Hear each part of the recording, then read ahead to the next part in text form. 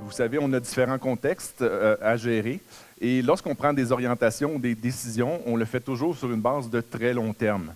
Parce que contrairement à une entreprise où on souhaite un impact dans 1 an, 3 ans, 5 ans, au niveau de la gestion d'un territoire, d'une communauté, on se doit de le faire toujours sur une orientation qui est beaucoup plus longue, plus du 10 ans, du 15 ans, du 20 ans, parce que les décisions qu'on prend maintenant, souvent, sont irrévocables dans l'avenir.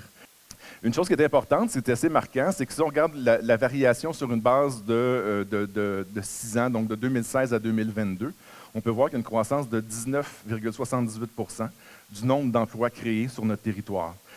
Le plus grand défi qu'on a en termes de développement économique lorsqu'on le regarde, c'est que notre territoire est à saturation.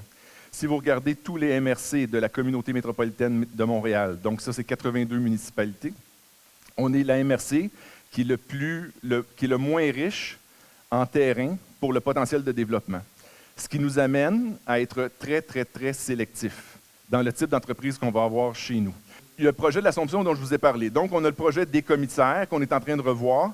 Récemment, la Ville de l'Assomption a fait l'acquisition d'un terrain. On est en train de négocier l'acquisition d'un autre terrain. Pourquoi? Pour avoir les mains sur le volant puis choisir quel projet on va accepter à l'Assomption. Si je le laisse dans les mains du marché, ce que ça va faire, c'est que l'entreprise va prendre le meilleur acheteur, le meilleur prix de vente possible, en considérant ses enjeux à lui, donc pas nos enjeux de société, qui sont de créer de la richesse, créer des emplois, des projets porteurs dans 10 ans, 20 ans, 30 ans. On n'aura pas du tout la même orientation. Alors, quand on devient propriétaire d'un terrain, on contrôle son développement. Le défi des villes qu'on a pour développer notre offre touristique, c'est d'étirer le plaisir. C'est de se dire, arrivez donc à 2 heures l'après-midi parce que je vais vous offrir des activités, parce que je vais vous offrir des choses à visiter, je vais vous offrir des choses à voir.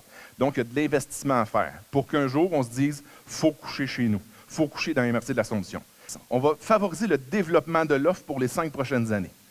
Donc, si on sent qu'il y a un créneau, il y a un investisseur, il y a des gens qui veulent s'investir dans ce secteur-là pour améliorer notre offre, créer un meilleur bouquet d'offres touristiques, quand on aura réussi ça, là, on pensera à la mise en marché de l'offre touristique. Ça, c'est des gens qui, oui, viennent de nos territoires, mais c'est des gens de plus en plus qui viennent de l'extérieur pour passer des bons moments, pour se divertir, bien manger.